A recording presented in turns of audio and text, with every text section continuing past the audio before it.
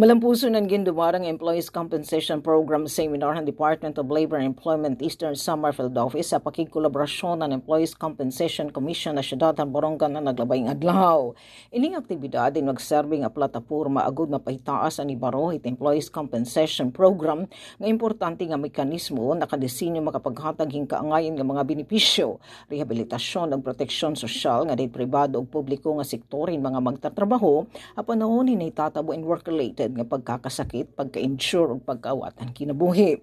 Diniliwat na ipakita ato nagkakaurusa nga mga pitadhan kay institutional partners ug stakeholders agud may undong ang kaupayan ng mga magtatrabaho gan lalauman nga mas mapapakusog ang pagpiyon seguridad han lokal nga mga magtatrabaho. Presente ning okasyon ang tinaglawas ang ACC Central Office, DOLE, GSIS, SSS, Eastern Samar Chamber of Commerce and Industry, Provincial City Government Units ug barangay officials sa siyudad ng Borongan. Para sa Bagong Pilipinas o Kaberia, Radyo Pilipinas, Radyo Publiko, Borongan.